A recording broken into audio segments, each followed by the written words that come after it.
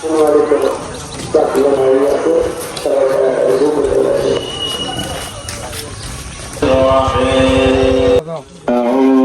بالله الرحمن الرحيم إن الله وملائكته বিশেষ করে অনুরোধ করব যারা সামনে জায়গা থাকার সত্ত্বেও পিছনে বসবেন না, যার কারণে আপনাদের ম্যানেজ করতে কিছু মানুষ আবার কথা নসিহত শোনা বাদ দিয়ে আপনাদের ম্যানেজ করার কাজে লেগে যান।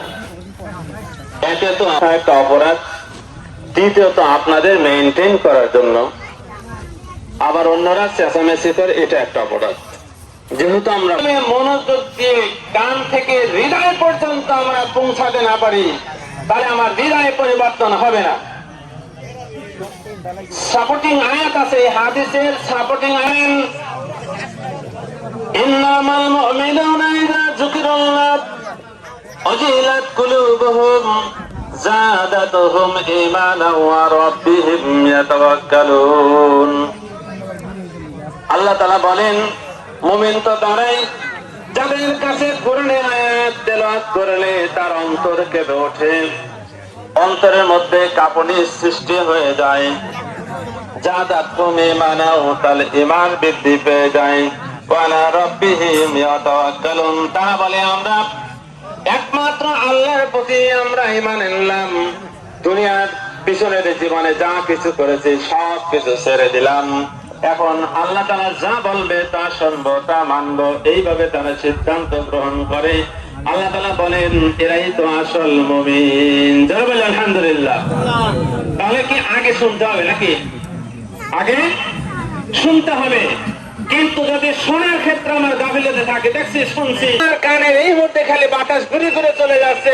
প্রথম তাকবীর দেওয়ার পরে ছানা পড়া হবে, ছানার পর আরো 3টা অতিরিক্ত তাকবীর দেওয়া হবে।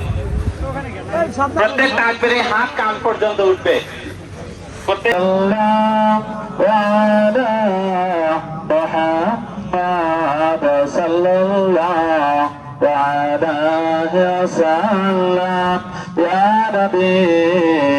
সালাম আলাইকা ইয়া রাসূল, সালাম আলাইকা।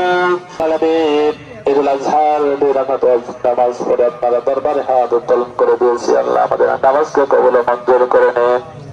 আল্লাহ নামাজের সাকিব আমার একটা সবাই তো ঠিক হয় না।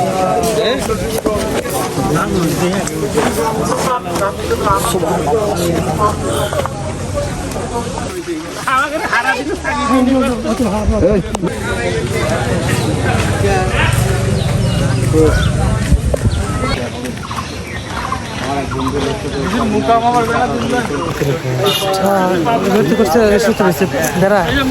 মারা গেছে, তেমন নামাজ পড়ে এখন যাবো কবর জিয়ারত করবো, তারপরে বাসায় যাবো।